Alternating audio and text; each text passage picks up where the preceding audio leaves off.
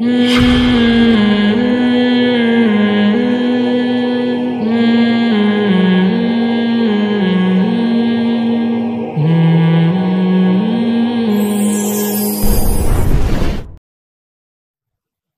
ہمارے ایک دوست تھے, ان کو کوئی رشتہ نہیں دے رہا تھا, میں ان کی کا سفارشی بن کے چلا گیا. تو وہ لڑکی کے ابا بیٹھے ہوئے, میں نے کہا کہ ہمارے دوست ہیں, آپ کی بچی سے نکاح کرنا چاہتے ہیں. تو انہوں نے کہا اچھا ٹھیک ہے. بات چیت شروع ہوئی. تو یہ لڑکا اب کیا کہنے لگا, کہہ رہے ہیں دیکھیں میں پولیو کے خطرے نہیں پلاؤں گا اپنی اور بچوں کو, میں پہلے سے بتا دوں یہ یہودیوں کی سازش ہے. میں نے کہا اس کو کیا ہو گیا بھائی. کہہ رہے میں تو یہ ویکسینیشن وغیرہ کا توکل, مجھے اللہ پہ بہت توکل ہے, میں یہ ویکسینیشن کا قائل نہیں. انہوں نے انکار کر دیا. میں نے اس کو بولا, میں نے کہا بھائی تو کس قسم کی باتیں کر کے آیا یار. کہہ رہے ہیں بھائی پہلے سے کلیئر کر دینا ضروری ہے. خدا کے بندے تیری شادی ہوگی, پھر تیرے بچے ہوں گے, اس کے بعد پولیو کا مقام بہت بعد میں جا کے آتا ہے. کس قسم کی بات, یہ موقع نہیں ہے. بات بھی غلط ہے, پولیو کو یہودیوں کی سازش نہیں ہے. ہمارے یہاں ہر چیز یہودیوں کی سازش ہوتی ہے. دیکھو بار بار میں ایک بات دہراتا ہوں, بعض لوگ میری بات میں ریپیٹ کرتا ہوں بور ہو جاتے ہیں, لیکن وہ ریپیٹ کرنا لوگوں کا ذہن بنانے کے لیے ضروری ہے کہ جو جس کی فیلڈ ہے نا اس میں کبھی بھی ٹانگ نہ اڑاؤ. میں نے تجربوں سے یہ بات حاصل کی ہے, سمجھ رہے ہو. سب سے بڑا مسئلہ وہاں کھڑا ہوتا ہے کہ ہم جس چیز کے ایکسپرٹ نہیں ہوتے اس پہ خود رپورٹیں پیش کرنا شروع کر دیتے ہیں یا رپورٹیں پڑھنا شروع کر دیتے ہیں. یہاں بڑا مسئلہ کھڑا ہوتا ہے. پولیو کا یا کورونا کی ویکسینیشن یا پولیو کے قطرے, یہ خدا کی قسم لا الہ الا اللہ, یہ مفتیوں کی فیلڈ یا ڈاکٹروں کی فیلڈ, علماء کی فیلڈ یا مولویوں کی فیلڈ ہی نہیں ہے, یہ ڈاکٹروں کی فیلڈ ہے. اس میں ڈاکٹر رپورٹ پیش کرے تو آپ اس کو سر ہلائیں. اگر کوئی عالم رپورٹ پیش کر رہا ہے, بے شک وہ ڈاکٹر سے سن کے ہی کر رہا ہے, اس میں غلطی کا بہت امکان ہے, کیونکہ ان رپورٹوں میں بے وقوف بنانا بہت آسان ہوتا ہے اس شخص کو جو اس فیلڈ کا ماہر نہیں ہے. میں نے بھی پولیو کے خلاف بہت بیانات کیے ہیں, اس کے بعد میں یہ بات کر رہا ہوں آپ کے سامنے کہ یہ یہودیوں کی اور فلانا. اور جب ہم نے ڈاکٹروں سے اٹھے بیٹھے ملے, انہوں نے ایک ایک اشکال کا ہمارے جواب دیا. اور بھائی کہ مفتی صاحب کوئی اور کام کرو خدا کے لیے, یہ آپ کی فیلڈ. اور ہمیں پتہ چلا ہم نے بہت بڑی مسٹیک کی ہے اس میں. کورونا میں بھی آپ دیکھ لو نا, کتنا علماء کے فتوے, بعض علماء کے فتوے آ رہے ہیں یہ ہے سازش ہے. بھائی یہ ڈاکٹروں سے پوچھو یار, یہ علماء کی فیلڈ تھوڑی ہے. جب بعض علماء کہتے ہیں ہم نے ڈاکٹروں سے ہی پوچھ کے بتایا ہے.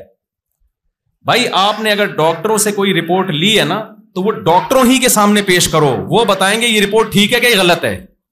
ڈاکٹر کی بات کو سمجھ سکتا ہے, عالم ڈاکٹر کی بات کو نہیں سمجھ سکتا, اس کی فیلڈ نہیں ہے. اور یہی کام علم دین کے ساتھ بھی ہو رہا ہے. فتویٰ انجینئر اور ڈاکٹر دے رہے ہیں بیٹھ کے, پروفیسر لوگ دے رہے ہیں. دینی تحقیقی مقالے کون پیش کر رہا ہے؟ وہ آپ ڈاکٹروں سے, انجینئروں سے, پروفیسروں سے. لوگ کہتے ہیں نہیں جی بڑی زبردست ریسرچ ہے. اس ریسرچ کو سمجھنا کہ یہ صحیح بھی ہے کہ غلط ہے, یہ عام آدمی کا کام نہیں ہے. یہ اس فیلڈ کے ماہرین سمجھیں گے کہ یہ ریسرچ کے نام پہ منجن بیچا جا رہا ہے, یہ حقیقت میں یہ ریسرچ بھی ہے. تو میرے بھائی اللہ نے ہر چیز کے ماہرین کو پیدا کیا ہے. یہ قرآن کا حکم ہے, یا ایھا الذین آمنوا اطیعوا اللہ واطیعوا الرسول واولی الامر منکم. اولی الامر کا مطلب کیا ہے؟ جو بھی جس معاملے کے ایکسپرٹ ہیں ان سے اس معاملے میں رہنمائی لو. مجھ سے لوگ آ کے پوچھ رہے ہوتے ہیں میں کاروبار کرنا چاہتا ہوں, مشورہ دیں. میں کہتا ہوں میرے بھائی میں کاروبار میں یہ بتا سکتا ہوں کہ یہ جائز ہے یا ناجائز, یہ کاروبار کرنے کا ہے یا نہیں کرنے کا, یہ میرا ٹاپک اور میری فیلڈ نہیں ہے. اس میں مشورہ دوں گا, مروا دوں گا آپ کو. میں اگر میں اس میں ایکسپرٹ ہوتا تو میں اپنے پیسے تھوڑی تباہ کر کے بیٹھا ہوا ہوتا. میں نے تو ایسے تجربے ہیں ماشاءاللہ, ادھر پیسہ دیا اس نے ڈبو دیا, ادھر پیسہ دیا اس نے ڈبو دیا, پھر بھی شادیوں پہ شادیاں کرتا چلا جا رہا تھا. یہ اللہ کا فضل تھا. یہ اللہ نے میرے ساتھ اس لیے کیا کہ اگر میرا کاروبار بڑھتا نا پھر میں شادیاں کرتا. لوگ کہتے ہیں آپ پیسہ نوٹ چھاپ رہے ہیں نا اس لیے شادیاں کر رہے ہیں. تو اللہ میاں نے ایسا میرے ساتھ کام کیا کہ جدھر کاروبار میں پیسہ لگایا ڈوبا, اور شادیاں بھی اسپیڈ کے ساتھ اور بچے بھی اسپیڈ کے ساتھ. ابھی دیکھو جنازوں کی بات ہو رہی تھی, کسی کے چہرے پہ کوئی وہ نہیں آئی اور کوئی ایک دم جیسے شادیوں کی بات آئی ایسے کھلکھلا اٹھے. تو یہ خوب سمجھ لیں, یہ بیان سے ہٹ کے بیچ میں ایک بات آ گئی کہ جو جس کی فیلڈ ہے نا اس میں اسی کی رائے کا اعتبار ہوگا. اس میں بڑے مسائل کھڑے ہوتے ہیں. ہم نے دیکھا ہے علماء بیچارے نیک ہوتے ہیں, مخلص ہوتے ہیں, لیکن وہ غلط فہمیوں کا شکار ہو جاتے ہیں کیونکہ وہ نیٹ سے سرچ کر رہے ہوتے ہیں, گوگل سے سرچ کر رہے ہوتے ہیں, ادھر سے لے رہے ہوتے ہیں, اور وہ ڈاکٹر ہی کچھ 2 نمبر قسم کے الو بنا رہے ہوتے ہیں بیٹھ کے. ہر فیلڈ میں 1 نمبر لوگ بھی ہوتے ہیں اور 2 نمبر بھی.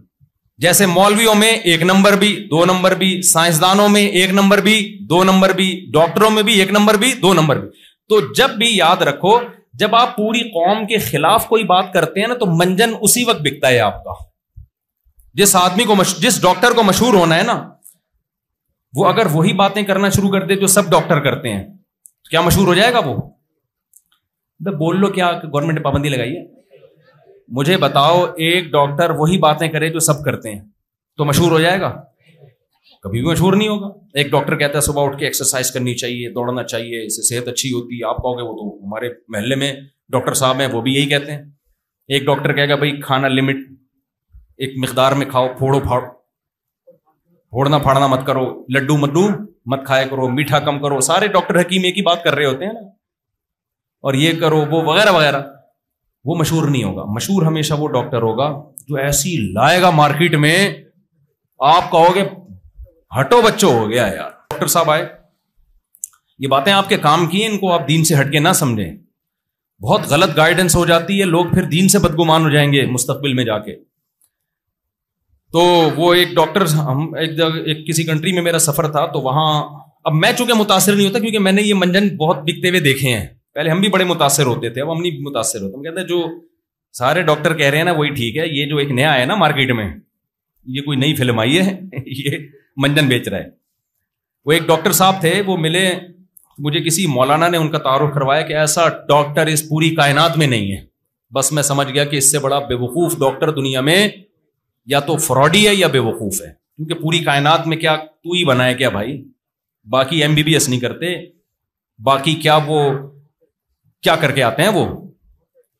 تو جناب وہ بہت ہی عظیم ڈاکٹر, پھر وہ جو اس نے 1 گھنٹے کا لیکچر دیا ہے, جو لمبی لمبی پھینکی ہے اس نے, میں کسی میڈیسن کو نہیں مانتا, میں یہ نہیں ہوں, میں پیناڈول کے سائڈ ایفیکٹ 5 سال تک رہتے ہیں. پیناڈول ٹھیک ہے, دوائیں نہیں کھانی چاہیے, لیکن یار 5 سال تھوڑا کم کر لیتا میرے بھائی, تھوڑا سا کم کر لو.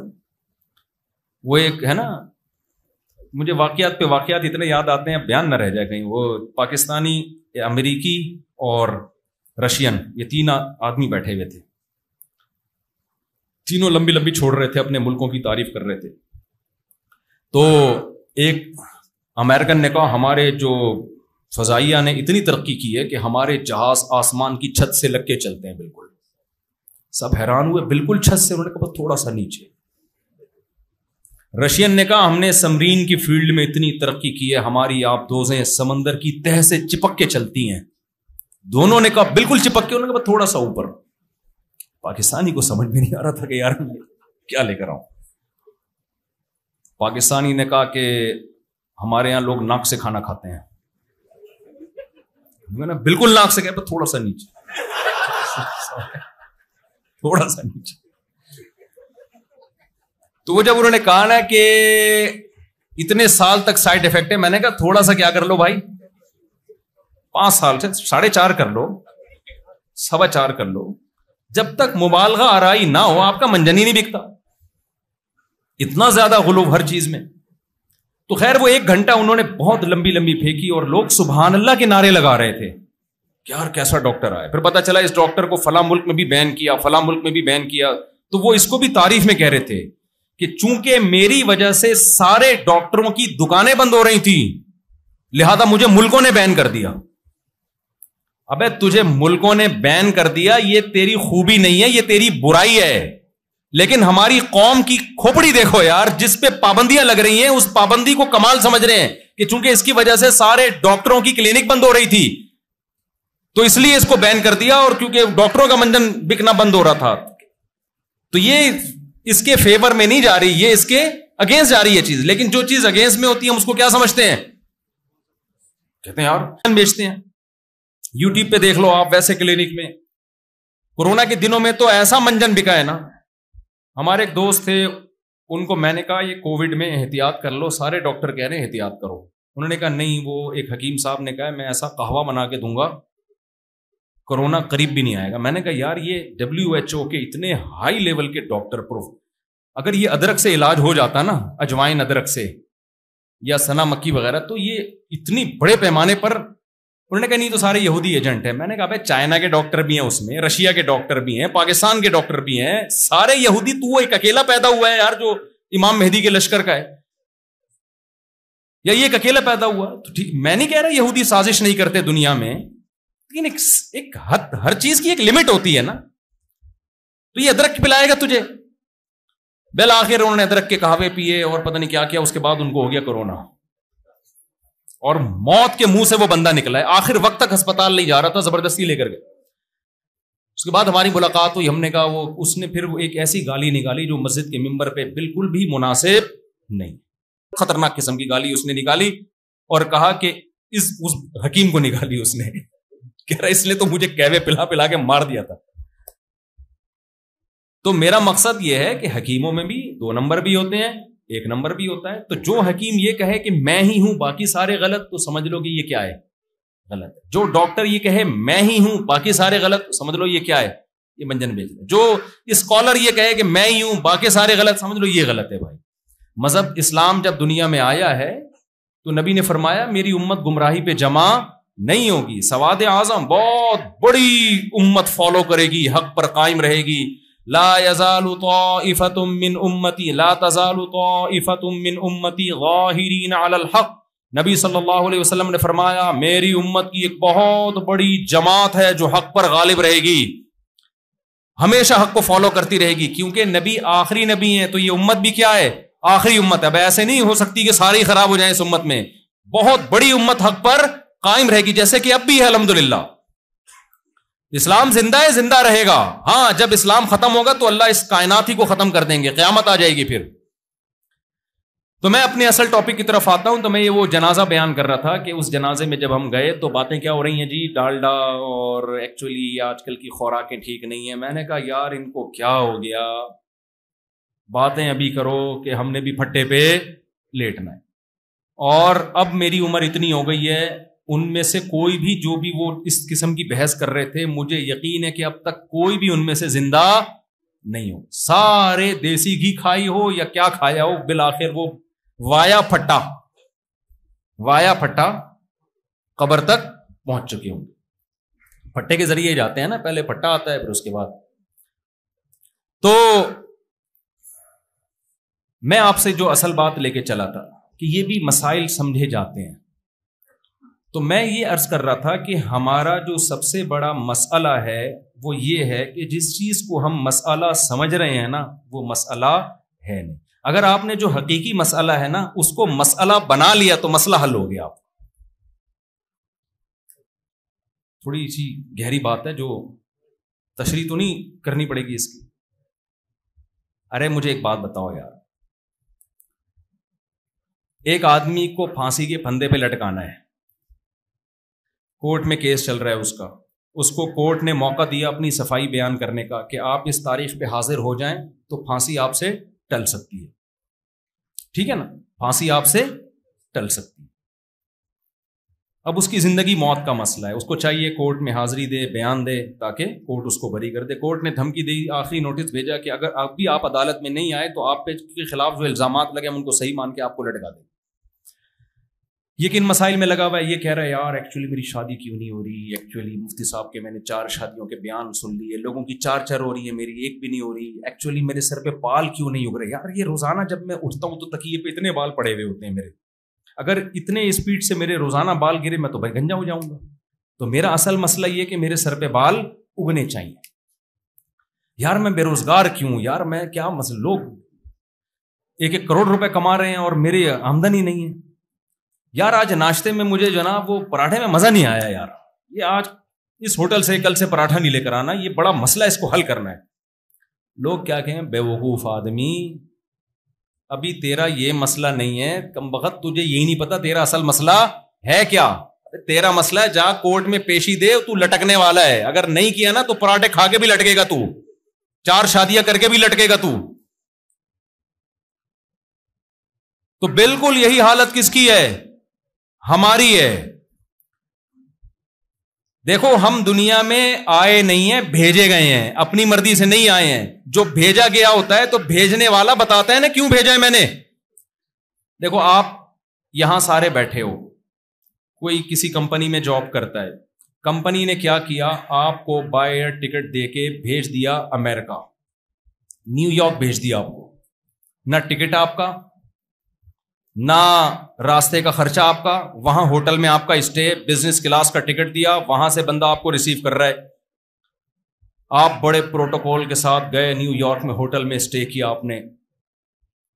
اب مجھے ایک بات بتاؤ، وہاں جا کے لوگ آپ سے پوچھ رہے ہیں کہ آپ آئے ہیں یا آپ کو کسی نے بھیجا ہے. آپ کہتے ہیں بھائی مجھے تو پتا بھی نہیں، مجھے تو کمپنی نے بزنس کلاس کا ٹکٹ کروایا تھا اور یہاں ہوٹل میں میرا اسٹے ہے، تو میں آیا نہیں ہوں، مجھے بولو بھیجا ہے. اب اگلا پوچھ رہے کہ آپ کو کیوں بھیجا ہے، آپ کہیں ویسے ہی بھیجا ہے، ویسے.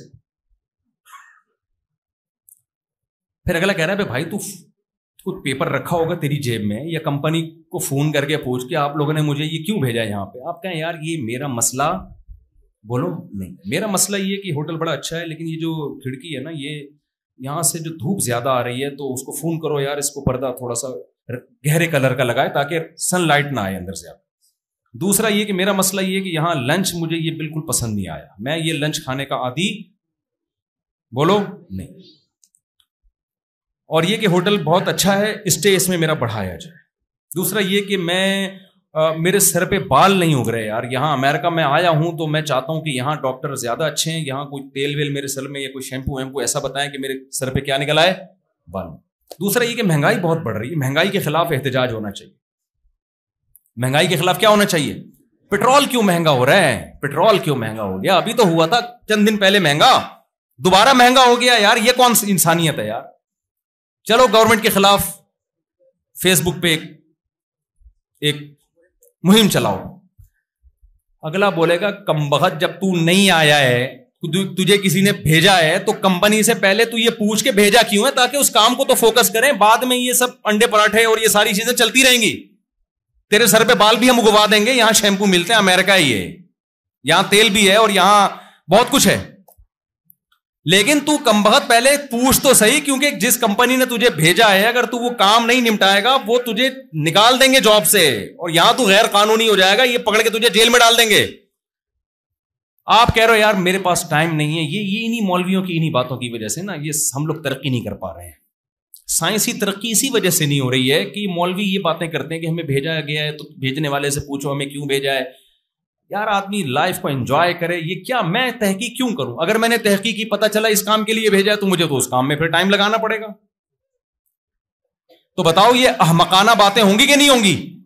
عقل مند کہے گا بھائی صاحب تو اپنے خرچے پہ آیا ہوتا نا اور یہاں سارا اپنا خرچہ کر رہا ہوتا، پھر تو لائف کو انجوائے کرتا. کمبخت تجھے بھیجا ہے اور تیری جیب میں پیسے بھی انہوں نے رکھے ہیں کمپنی نے، یہاں تجھے جو انڈے پراٹھے کا انتظام ہو رہا ہے اور تجھے گاڑیوں میں گھمائے جا رہے، سارا کمپنی خرچہ اٹھا رہی ہے.